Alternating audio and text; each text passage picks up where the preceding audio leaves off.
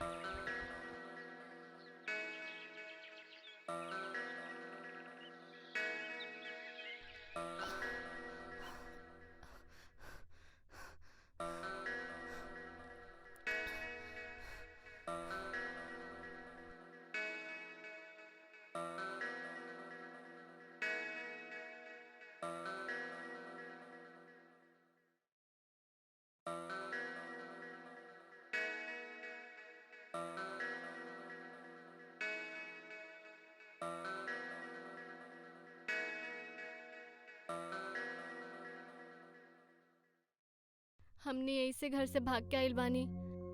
का बोलत हुई है हमनी के बारे में? रानी, तू अपना बारे में सोचा ताड़ू, कब वो हमरा बारे में सोचलू? हाँ, अरे हम तो भाइयों में सबसे छोटा बानी और सारा भाई अभी तो हमार कुआरा बाड़े। बतावा। हाँ, फिर भी बहुत टेंशन होखा था हमरा के। अरे रानी, फिर वही बात, टेंशन मत ला। ऐसे कब तक चली जी? ऐसे कब तक हमनी दूसर के घर में ठहरत रहब? कोई इंतजाम करी ना। देखा रानी, कुछ ही दिन के तो बात बा, वो शहर में अपन बाबूजी के फार्म हाउस बा ना, वो बाबूजी से बातचीत भइल बा, तो कल हम लोग हुआ चलब। ठीक बा, जल्दी कुछ कर ली। हमरा के अच्छा नहीं लागेला ऐसे दूसर के घर में रहे में। देखा रानी, अच्छा तो मौके ना लगेला कि सिचुएशन का रहे। रोज जॉब देखे गइल रही ना, कुछ भइल काम? रानी देखा, पहले छत रहे की व्यवस्था हो जाओ, ओके बाद जॉब ढूंढ ले हम। लेकिन जल्दी करब, ऐसे नहीं चली ना जी। अरे टेंशन मत ला बाबा, कल हम लोग चलब बाबूजी के फार्म हाउस पे, वहीं रहब और वहीं से जॉब ढूंढब। खुश? सब ठीक हो जाई। बाबूजी के फार्म हाउस पे शिफ्ट होके दा, फिर सारी टेंशन खत्म हो जाई। काहे? हाँ, रवा फ्रेश हो जाई, हम नाश्ता बनावता नहीं। हाँ हाँ, बिल्कुल बिल्कुल।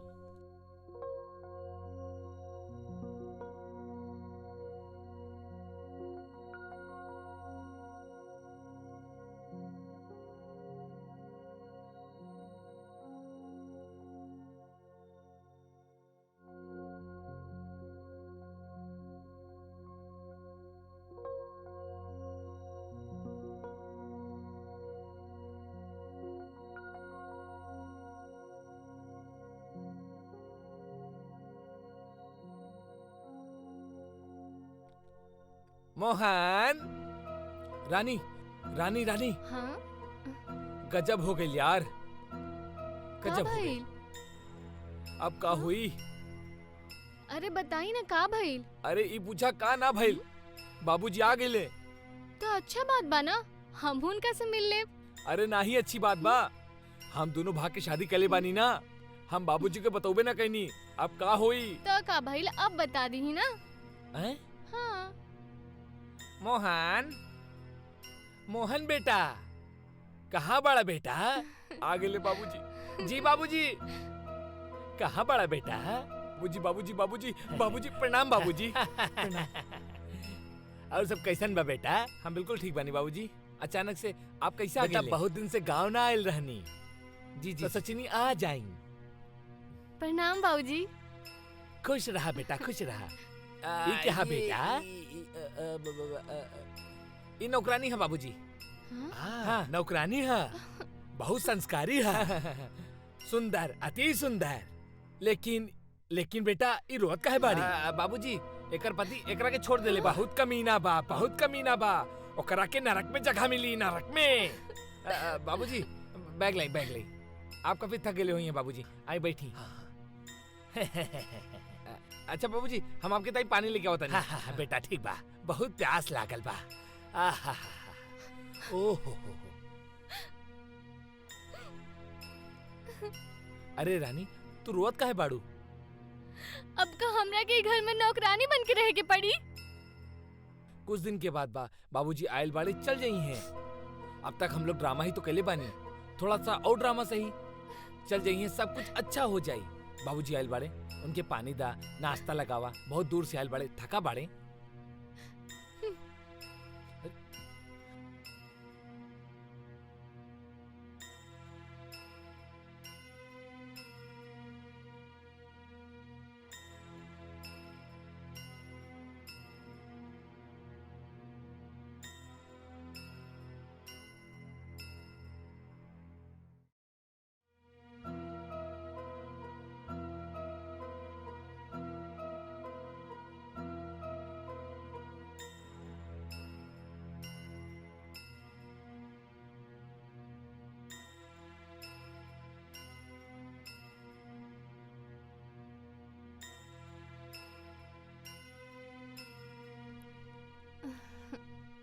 का बात बस सुबह सुबह। आज कैसे मूड बन गई?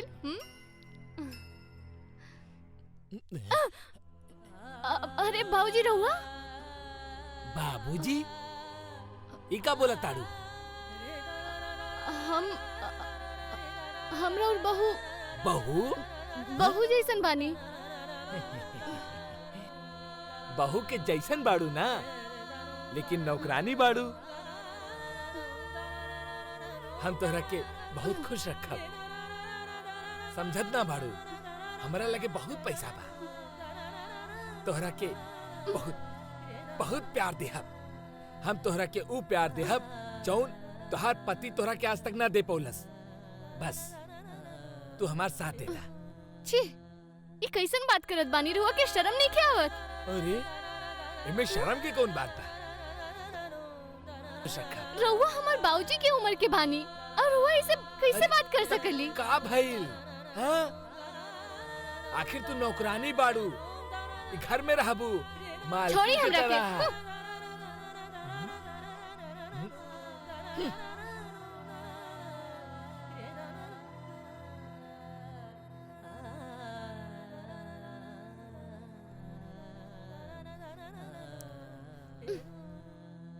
अब हमरा के ये बताई कि हमरा क्या हो कितना दिन नौकरानी बन के रहे के पड़ी घर में? राउरी छोट झूठ की वजह से आज नौकरानी समझ के राउर बाबूजी हमरा पे गलत नजर रखत रही। रानी कान आप सनाप बकतारू। हमार बाबू गांव के बाड़े बहुत भोला बाड़े। अच्छा ऐसन कबो ना कर सकेले। अच्छा हम झूठ बोलत बानी? अरे वो गांव के बाड़े बहुत भोला बाड़े। जानत आनी के कितना भोला बानी? ये बताएं कि कितना दिन आओ चली सब। अगर तू चाहता रू ना तो अबाही क्या बाही हम बाबूजी के गांव भेज देता नहीं। खुश? अरे रहुआ काहे उनका गांव भेजम? हम ही मार के चले जात बानी ना। अरे तू तो धमकी देता रू। देखा रानी, बस कुछ दिन के बाद बा और हमार जो ड्रामा चलता उहो कामयाब हो जाई। बस ओकर बाद इस सारा प्रॉपर्टी अपन हो जाई, अपन। कहीं ऐसा ना हो जाए कि तो हर मुट्ठी भर प्रॉपर्टी के चक्कर में रहुआ अपन कीमती धन न खो बैठी। अरे यार तू ना समझबू। देखा हमार गला सूखे जाता, हमरा खातिर एक गिलास पानी ला दा। हाँ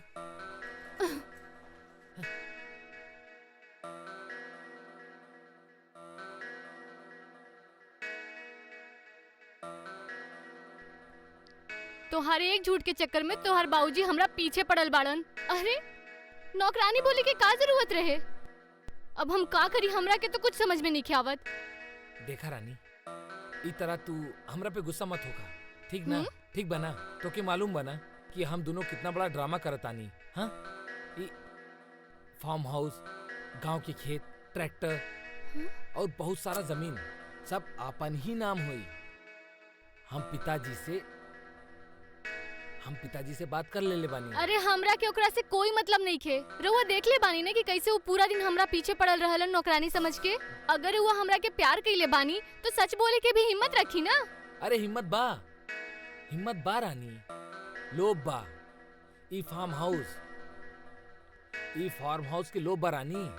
पिताजी कल ही कोर्ट जई हैं हमरा साथे और खुद अपना जुबान से बोलले बाड़े कि बेटा हम तोरा नाम करतानी। हाँ तो करा ली ना, हमरा काहे के बलि के बकरा बनावत बानी। अरे कहाँ हम तोरा के बलि के बकरा बनावतानी। अरे एमे हिस्सेदारी तोहरा तो रही। तू तो ऐशो आराम की जिंदगी जीबू हैं। हमार आने वाला भविष्य कितना कितना ज्यादा अच्छा रही। ऊ सब हमरा के नहीं के पता। या तो चुपचाप उनका के बताई कि हम कोई नौकरानी नहीं की बल्कि उनका बहू बानी, ठीक है। या तो हम जात बानी यहाँ से या तो रउआ अपन बाप के भगाई यहाँ से। अरे यार अब हम तू नहीं मत झेल जा सकी। और बाबूजी का भी ना भगाई। हमार काम तो हो जाएगा। हम नहीं झेल सकनी अब उनका के। रानी देखा, बस एक दिन के तो बात बा, एक दिन और झेलना बस, प्लीज रानी। अब का करी हम तोहार कुछ ना समझा सकी तोहरा। जैसन बाप ओइसने बेटा। ओह रानी का बकवास करता रू तू। हम बकवास करत बानी, रउआ बकवास करत बानी। इतना छोट बात के इतना बड़ा बतंगड़ बना देनी। ओहो कैसे तोहरा के समझाई यार। तू समझे के रजिए ना बाड़ू। हाँ हम पागल बानी ना, हम कैसे समझब। सारी अकल तो तोहरा और तोहर बाप में बा। अरे यार शादी से पहले तो तू इतना बड़ा बहुत सीधा साधी लगत रहलू। अभी का नाम सना बकता रू तू। शादी से पहले तो रउआ नहीं बताईनी ना कि रउआ हमरा के नौकरानी बना के रखब अपन घर में। चला सॉरी बाबा, सो जा ठीक बा। कल भर की बात बा, कल के बाद परसों शिकायत के मौका ना देब तोहरा। ठीक है, बाकी कल परसों हाँ नहीं होके के बाबा, चाहिए। कल के बाद परसों ना हुई। चला ठीक बा, सो जा तू, हमो की नींद आवता।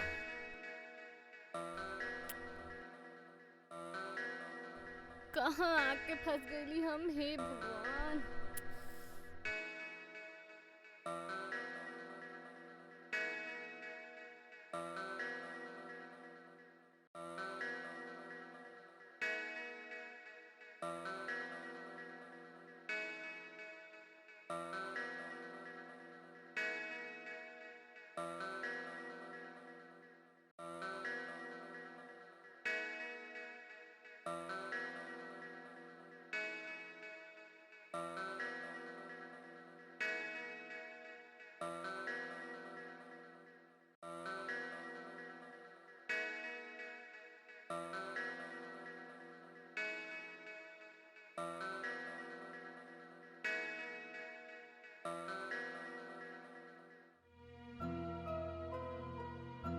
रानी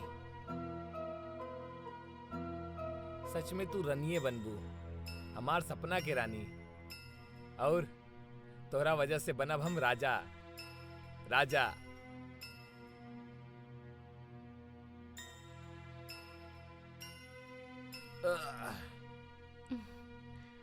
अब तबीयत कैसन बा तोहार? हाँ ठीक बा थोड़ा। ई ला, ई दवाई है, एकरा के पीला। अरे हर छोटी छोटी बात खातिर दवाई। अरे बाबा परदेश में बानी, कुछ ज्यादा हो जाई तो बस पीला। ठीक बा।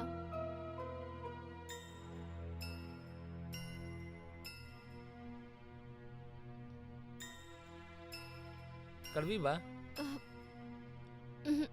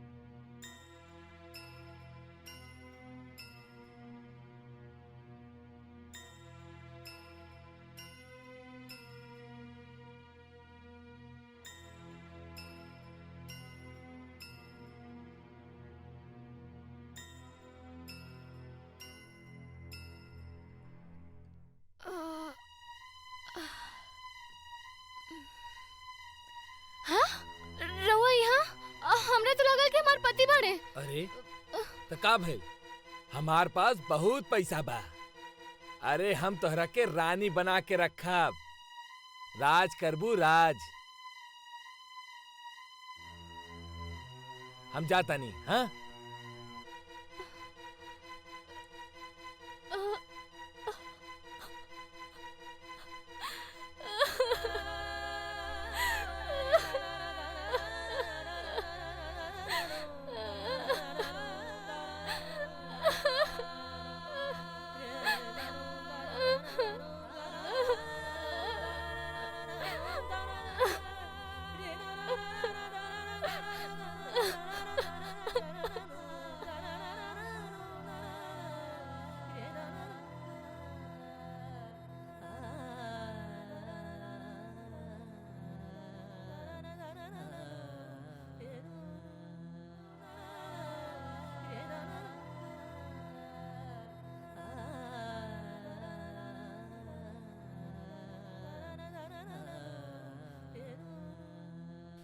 अरे आई बाबूजी आई।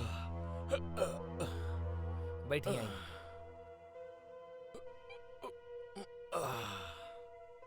मजा आ गई भाई। का नौकरानी लाइल बाड़ा तू। वाह दिल खुश हो गई। लेकिन बेटा। जी बाबूजी। खाना में का मिलोले रहला? बाबूजी ओमे नशा के दवाई रहल। हाँ अच्छा अच्छा अच्छा अच्छा। दिल खुश हो गई। बाबूजी प्रॉपर्टी वाली बात याद बना? हाँ बेटा याद तो बा। तो कहा ना कि बाबूजी उम्र के कोनो ठिकाना ना बा, कब का हो जाओ। कब रात काहे बड़ा बेटा? ऐसन करतानी जी। कल चलतानी कोर्ट। हाँ बाबूजी हम ये सोचत रहनी बाबूजी कि कल कोर्ट चलल जाओ बाबूजी। हाँ और जौनो हमार प्रॉपर्टी बा वो सब तोहरे नाम कर दे। अब बहुत हम थक गइल बानी। तो बैठा अब हम जाता नहीं कमरा में आराम करें। हाँ जाइए आप आराम। ठीक बा चलता नहीं। ठीक बा बाबूजी।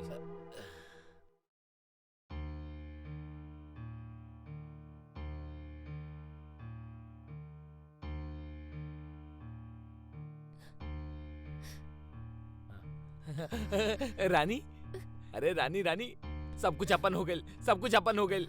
रानी सब कुछ अपन हो गइल। सुना एमे तोहार बहुत बड़ा योगदान बा रानी। पापा और हम कल कोर्ट जाए और सारा प्रॉपर्टी हमारा नाम हो जाए, यानी तोहरा नाम। रानी थैंक यू यार। तोहरा वजह से आज हम राजा हो गए। नहीं राजा। राजा। रानी सच में एमे तोहार बहुत बड़ा योगदान बा यार।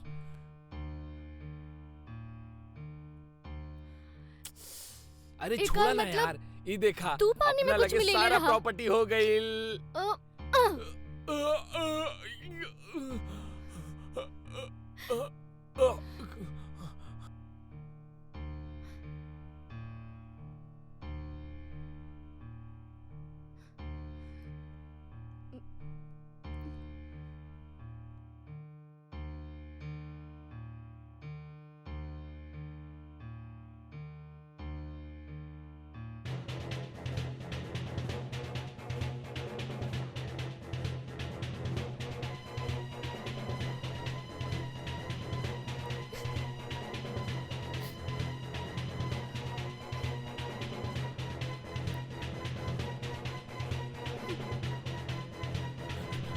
Hello hello hello police police police. हमार बेटा के कौन हो गए बा? जल्दी आई। बेटा कौन हो गए? बेटा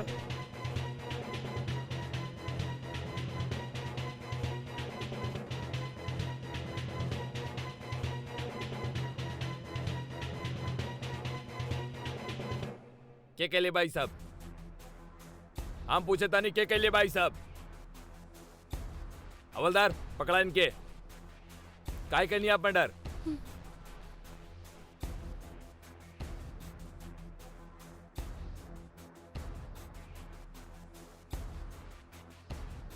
इंस्पेक्टर साहब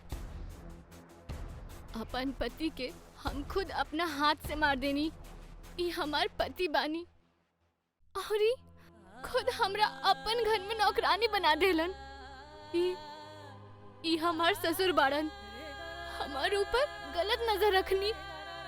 हमार पति प्रॉपर्टी के लालच में हमरा के इनकर हवाले कर देनी।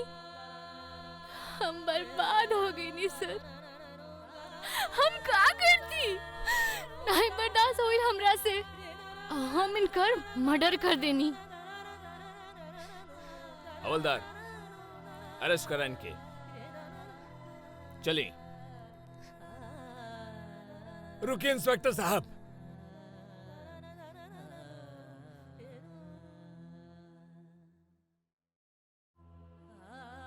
जितना ई गुनेगार बा, जितना हमार बेटा गुनेगार बा, उतना हमहू गुनेगार बानी। हमहू के अरेस्ट कर ली। हवलदार, इन्हों के अरेस्ट करा। चला। हेलो। हाँ जी, गांधीनगर पुलिस थाना के पास एगो लड़का के मर्डर हो गइल बा। 2 कांस्टेबल के भेजी, लाश के पोस्टमार्टम के खातिर भेजे के बा।